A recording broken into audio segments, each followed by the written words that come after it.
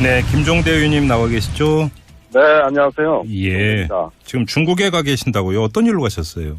상해 교통대학하고의 그 세미나 때문에 왔습니다. 예. 그래서 학술 행사를 무사히 마쳤습니다. 예. 마침 잘 됐습니다. 어제 그 북한이 ICBM 대륙간 탄도미사일을 쏘아 올렸다라는 소식 뭐 접하셨을 텐데요. 네. 자, 중국 현지 분위기는 좀 어떻습니까? 좀 복잡해요. 우선 중국은 최근에 한국에 사드 가지고 러시아하고 공동으로 반대 성명을 문재인 정부에 대해서 이제 발표한 바 있고. 예. 또 이제 북한이 ICBM 발사한 데 대해서 또 중국하고 러시아가 공동 성명을 발표했습니다. 지금 중러 정상회담 중이거든요. 예. 근데 요즘 한반도 문제가 나오면은 중국 정부가 러시아하고 공동 성명하는 일이 갑자기 많아졌습니다. 어허. 이것도 한국이 대단히 유념해야 될 상황이라고 보고요. 예. 그다음에 이제 미국의 세컨더리 보이콧, 즉 미국이 중국의 단둥에 있는 은행이라든가 예. 북한하고 거래하는 기업에 대해서 제재를 가하겠다는 예고가 나오고 있는 상황에서 네. 상당히 미국에 대해서 불편한 감정도 감추지 못하고 있고요. 네. 또 대만의 무기 판매 검토 문제도 중국에게는 미국과 앞으로 긴장이 고조되는 주요한 원인으로 부각되는 등 네. 한반도를 둘러싼 문제에 대해서 중국의 요즘 신경은 답답하고 복잡하다고 할 수 있습니다. 아무튼 뭐 그 북한의 ICBM 발사 소식에 대해서 뭐 중국 표정에 밝을 리는 없을 것 같은데, 자, 중국에서는 어떻게 분석을 하고 있어요? 북한이 왜 이 시점에 ICBM을 쏘아 올렸는지 어떻게 분석을 하고 있습니까? 뭐 한국에서처럼 여러 가지 분석이라든가 추정이라든가 이런 건 나오지는 않고 있습니다. 예. 중국의 입장은 동아시아의 평화를 훼손하는 도발적 행동을 멈추라는 것이고, 예. 또 이런 어떤 북한의 핵 문제를 빌미로 해가지고 중국을 견제하는 데 대해서 상당히 또 규탄하는 입장이고요. 예. 이렇게 돼 있습니다. 그런데 어떨 때 보면은 중국은 이 북한의 미사일 시험에 대해서 우리보다는 약간 좀 덤덤한 입장이 아닌가 하는 생각이 듭니다. 어떤 점에서 그렇게 보시는 거예요? 우선은 북한의 미사일 발사 자체보다도 그 이후에 있을 미국의 중국 압박이 또 우려되기 때문입니다. 예. 북한의 미사일 발사야 뭐 중국도 적극적으로 제재하고 또 규탄을 하는 입장이지만은 이걸 핑계로 해서 중국을 제재하는 미국의 흐름이 더 가속화된다. 네. 이런 점에서 중국은 북한과 미국이라는 두 개의 경쟁자를 상대해야 되는 입장이겠죠. 예. 마침 이 그 북한이 ICBM 발사했다고 발표한 직후에 미국의 트럼프 대통령이 트위터에 어떤 글을 올렸냐면, 중국이 북한을 더 압박을 해서 이 넌센스 같은 상황을 끝내야 한다, 이런 요새 글을 올렸다고 하는데, 이것도 중국에 전해지지 않았겠습니까? 반응은 어떻습니까? 지금 트럼프 대통령의 그런 태도는 중국을 보고 북한을 제재하는 걸 넘어서 아예 봉쇄를 하라는 압력으로 받아들입니다. 사실 중국 입장에서는 북한을 완전히 봉쇄하는 것은 불가능합니다. 예. 우선 그 한만 국경이 1000km에 달하는 긴 국경이고 얼마든지 넘나들 수 있는 데다가 예. 자칫해서 북한을 거의 봉쇄하다시피 제재를 하게 되면은 북한에서 상당한 난민이 중국으로 넘어올 가능성이 있는데, 이럴 경우에는 중국은 굉장히 치명적인 영향을 받게 된다는 거. 그렇죠. 그다음에 중국의 중앙정부가 통제해도 지방정부 그 아래 단위 차원에서 무슨 교류가 이루어지고 있는지 다 모른다는 점. 그다음에 북한의 노동력 수출을 규제하려고 해도 이건 사실 규제가 불가능합니다. 소규모 단위로 노동력이 해외에 수출되는 거를 완전히 봉쇄할 수 있는 방법은 사실상 불가능하다는 거. 예. 이런저런 입장 때문에 중국은 북한을 충분히 유엔 결의안을 충실히 이행하면서 제재하고 있는데 자꾸 미국이 중국에 압박을 가한다. 예. 그래서 핵과 미사일은 북한이 쏘아 올렸는데 네. 엉뚱하게 중국이 제재받게 되는 상황으로 가고 있다는 데 대해서는 받아들이지 못하겠다는 점. 그러면 지금 이 북한 제재를 둘러싸고 미국과 중국 간의 관계가 앞으로 갈수록 더 악화될 가능성이 있다, 이렇게도 볼 수 있는 건가요, 그러면? 아니 그게 제일 황당한 건데 미중 관계가 매우 좋았거든요. 예. 그다음에 트럼프 대통령이 그때 트위터에 뭐라고 썼습니까? 시진핑 주석이 북한을 잘 압박하고 있다. 그렇죠. 예. 그래서 이제 중국이 나서서 북한을 효과적으로 압박한다. 이렇게 한껏 중국을 추켜 세웠는데 예. 한 달도 안 돼가지고 이번에는 또 그 반대되는 얘기를 하고 있단 말입니다. 예. 그렇다면은 제가 보기에는 그 트럼프가 조금 더 중국을 지켜볼 여지도 있었는데 이렇게 단기간 내 중국에 대해서 전혀 다른 태도를 취했다는 것은 예. 사실 중국 정부 입장에서는 받아들이기 어렵습니다. 아, 그렇군요. 자, 그리고 또 때마침 G20 정상회의가 열릴 때 문재인 대통령이 중국의 시진핑 주석과의 한중 정상회담이 예정돼 있습니다. 그게 바로 내일인데요. 자, 일단 한번 이전부터 좀 여쭤보겠습니다. 중국 현지에서 이 새로 출범한 문재인 정부 기대감이 상당히 큽니까? 어떻습니까? 이게 참 말씀드리기 힘든, 참으로 고통스러운 부분인데. 예. 기대가 실망으로 바뀌어 있는 상황이죠. 아, 그래요? 문재인 대통령이 우선 사드의 한국 배치에 대해 가지고 기존 한미 간의 합의를 번복하지 않겠다. 네. 즉 합의된 사실을 확인해주면서 그랬죠. 사드 배치를 오히려 기정사실화한 거 아닌가. 제가 여기 상해에 앉아 있으면 하루 종일 그런 질문을 받습니다. 아, 그래요? 이 분위기는 시진핑 주석이 문재인 대통령한테 반드시 할 질문이라고 저는 생각합니다. 예. 그리고 문재인 대통령의 발언 중에 이제 CSIS 미국의 국제문제연구소에서 사드 배치는 한국의 주권 사항이므로 중국 정부가 간섭할 일이 못 된다. 예. 이렇게 발언한 게. 예. 이 중국을 많이 자극한 상황이에요. 그래서 문재인 대통령에 대한 기대는 아직 접고 있지 않지만, 네. 미국에서 발언에 대해 가지고 상당히 서운해하고 있습니다. 그래서 얼마 전까지만 해도 왕이 외교부장 차원에서 한국의 사드에 대한 어떤 우려나 항의를 전달하던 양상이, 예.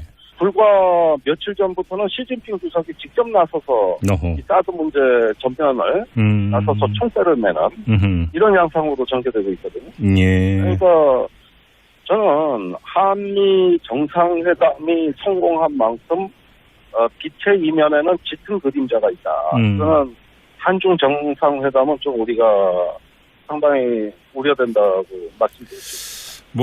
예상대로 내일 예정된 한중 정상회담의 최대 의제는 역시 사드가 될 것 같은데요. 근데 지금 북한이 ICBM이라고 하는 걸 쏘아 올린 다음에 국내에서 어제 오늘 어떤 이야기가 많이 나오고 있냐면, 자, 한중 정상회담에서 문재인 대통령의 발언력이 더 세질 수도 있다. 이런 주장이 나오는데 그 논리가 뭐냐면, 자, 봐라. 북한이 ICBM까지 쏘아 올렸으니까 우리 입장에서는 사드 배치 안 할 수가 없고 미국과의 공조 안 할 수가 없으니까 중국이 이해를 해야 된다. 이렇게 나가면 된다. 이런 주장이 나오고 있거든요. 어떻게 평가하세요? 그렇게 되면 상당히 심각해집니다. 이 사드 문제는, 저도 중국이 굳이 미국이 미사일 방어는 아시아 18개국하고 협조하는 게 있는데 한국만 콕 집어가지고 들들 볶아대는 형으로 이 사드 문제에 너무 중국이 집착하는 데 대해서는 저도 불만을 갖고 있습니다. 예. 그런데 시진핑 주석이 직접 한 말이 있거든요. 예. 그러니까 여태까지 사드에 대해 결연히 반대하면서 이 사드 문제야말로 중국의 핵심 안보 이익을 해치는 아주 중요한 의제라는 것을 시진핑 주석이 직접 부각시켜놓은 상태고 이미 해놓은 말이 있는데 걷어들이기가 쉽지가 않다는 것이죠. 예. 그렇다면 여기서 그 사드 배치를 기정사실화하는 걸 문재인 대통령이 시 주석한테 직접 말했을 때 저는 한중 관계는 이제까지 볼 수 없었던 상당히 심각하고 엄중한 사태를 갈 수 있다. 이제는 여기 중국 현지 분위기는 한국 하면 떠올리는 게 사드밖에 없어요. 예.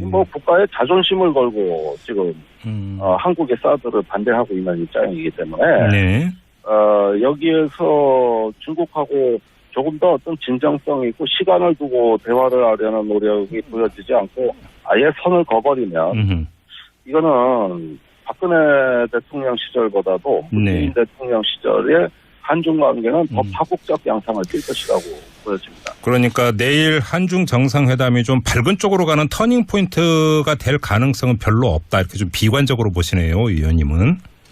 저는 상당히 분위기가 나빠졌다고 판단하고 있습니다. 알겠습니다. 좀 마지막으로 이 점을 좀 여쭤볼게요. 안보 전문가이시기도 한데 지금 북한이 ICBM을 쏘아 올렸는데요. 다음 수순은 뭘까요? 예, ICBM을 쏴서 궤도에 이제 우주 궤도에 올려 보낼 수 있는 능력은 입증이 됐습니다. 예.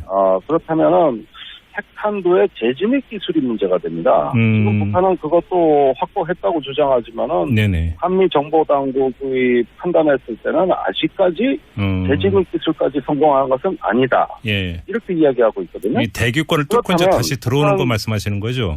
그렇습니다. 예. 그렇다면 북한이 자신의 위협의 신뢰성을 높이기 위해서는 네. 탄두의 재진입 기술을 입증해야 될 것이고 네. 또 만약에 그런 기술을 갖고 있다면 보여주고 싶어 할 것 같아요. 네. 그래서 그 고열을 견디는 탄두의 능력, 그걸 상마제라고 어려운 말이 있는데요. 예. 상마제를 사용할 수 있는 능력이 있느냐. 예. 그다음에 그 목표물에 정확히 유도할 수 있는 능력이 되느냐. 이런 것들을 아마 더 과시하는 쪽으로 추가 미사일 시험이라든가 아니면 지상에서 모의 실험을 공개할 것이라고 봅니다. 이렇게 되면은 이제는 본격적인 핵무장 단계이기 때문에 아마도 북한이 가하는 위협의 신뢰성이 아주 높아지게 되는 것입니다. 위협의 신뢰성이라고 하는 참 이게 표현이 그렇네요. 아무튼 그런데 많이 쓰는 용어예요. 위협의 신뢰성을 더 극대화하기 위해서 북한이 나설 것이다 이런 말씀이시네요. 알겠습니다. 뭐 더 자세한 이야기는 좀 나중에 나누도록 하고요. 여기서 마무리하겠습니다. 고맙습니다, 의원님. 네, 감사합니다. 네. 엉뚱하게 중국이 제재받게 되는 상황으로 가고 있다는 데 대해서는 받아들이지 못하겠다는 점. 그러면 지금 이 북한 제재를 둘러싸고 미국과 중국 간의 관계가 앞으로 갈수록 더 악화될 가능성이 있다. 이렇게도 볼 수 있는 건가요, 그러면? 아니, 그게 제일 황당한 건데 미중 관계가 매우 좋았거든요. 예. 그다음에 트럼프 대통령이 그때 트위터에 뭐라고 썼습니까?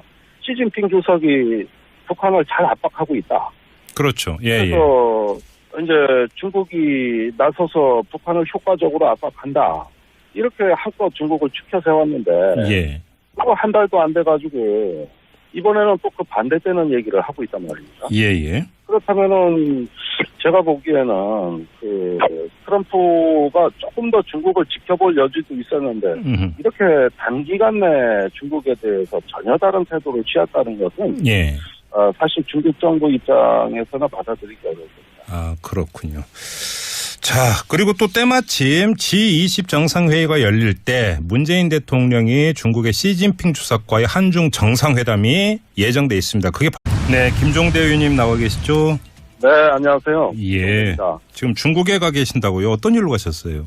상해 교통대학하고의 그 세미나 때문에 왔습니다. 예. 그래서 학술 행사를 무사히 마쳤습니다. 예. 마침 잘 됐습니다. 어제 그 북한이 ICBM 대륙간 탄도미사일을 쏘아 올렸다라는 소식 접하셨을 텐데요. 네. 자, 중국 현지 분위기는 좀 어떻습니까? 좀 복잡해요. 우선 중국은 최근에 한국에 사드 가지고 러시아하고 공동으로 반대 성명을 문재인 정부에 대해서 이제 발표한 바 있고. 예. 또 이제 북한이 ICBM 발사한 데 대해서 또 중국하고 러시아가 공동 성명을 발표했습니다. 지금 중러 정상회담 중이거든요. 예. 근데 요즘 한반도 문제가 나오면은 중국 정부가 러시아하고 공동 성명하는 일이 갑자기 많아졌습니다. 이것도 한국이 대단히 유념해야 될 상황이라고 보고요. 예. 그다음에 이제 미국의 세컨더리 보이콧, 즉 미국이 중국의 단둥에 있는 은행이라든가 사실 중국 입장에서는 북한을 완전히 봉쇄하는 것은 불가능합니다. 예. 우선 그 한만 국경이 1000km에 달하는 긴 국경이고 얼마든지 넘나들 수 있는 데다가 자칫해서 북한을 거의 봉쇄하다시피 제재를 하게 되면은 북한에서 상당한 난민이 중국으로 넘어올 가능성이 있는데 이럴 경우에는 중국은 굉장히 치명적인 영향을 받게 된다는 거. 그렇죠, 그렇죠. 그다음에 중국의 중앙 정부가 통제해도 지방 정부 그 아래 단위 차원에서 무슨 교류가 이루어지고 있는지 다 모른다는 점. 그다음에 북한의 노동력 수출을 규제하려고 해도 이건 사실 규제가 불가능합니다. 소규모 단위로 노동력이 해외에 수출되는 거를 완전히 봉쇄할 수 있는 방법은 사실상 불가능하다는 거. 예. 이런저런 입장 때문에 중국은 북한을 충분히 유엔 결의안을 충실히 이행하면서 제재하고 있는데 자꾸 미국이 중국에 압박을 가한다. 예. 그래서 핵과 미사일은 북한이 쏘아 올렸는데 네. 북한의 미사일 시험에 대해서 우리보다는 약간 좀 덤덤한 입장이 아닌가 하는 생각이 듭니다. 어떤 점에서 그렇게 보시는 거예요? 우선은 북한의 미사일 발사 자체보다도 그 이후에 있을 미국의 중국 압박이 또 우려되기 때문입니다. 예. 북한의 미사일 발사야 뭐 중국도 적극적으로 제재하고 또 규탄을 하는 입장이지만은 이걸 핑계로 해서 중국을 제재하는 미국의 흐름이 더 가속화된다. 네. 이런 점에서 중국은 북한과 미국이라는 두 개의 경쟁자를 상대해야 되는 입장이겠죠. 예. 마침 이 북한이 ICBM 발사했다고 발표한 직후에 미국의 트럼프 대통령이 트위터에 어떤 글을 올렸냐면 중국이 북한을 더 압박을 해서 이 넌센스 같은 상황을 끝내야 한다. 이런 요새 글을 올렸다고 하는데 이것도 중국에 전해지지 않았겠습니까? 반응은 어떻습니까? 지금 트럼프 대통령의 그런 태도는 중국을 보고 북한을 제재하는 걸 넘어서 아예 봉쇄를 하라는 압력으로 받아들입니다. 예. 북한하고 거래하는 기업에 대해서 제재를 가하겠다는 예고가 나오고 있는 상황에서 네. 상당히 미국에 대해서 불편한 감정도 감추지 못하고 있고요. 네. 또 대만의 무기 판매 검토 문제도 중국에게는 미국과 앞으로 긴장이 고조되는 주요한 원인으로 부각되는 등 네. 한반도를 둘러싼 문제에 대해서 중국의 요즘 신경은 답답하고 복잡하다고 할 수 있습니다. 아무튼 북한의 ICBM 발사 소식에 대해서 중국 표정이 밝을 리는 없을 것 같은데, 자, 중국에서는 어떻게 분석을 하고 있어요? 북한이 왜 이 시점에 ICBM을 쏘아 올렸는지 어떻게 분석을 하고 있습니까? 한국에서처럼 여러 가지 분석이라든가 추정이라든가 이런 건 나오지는 않고 있습니다. 예.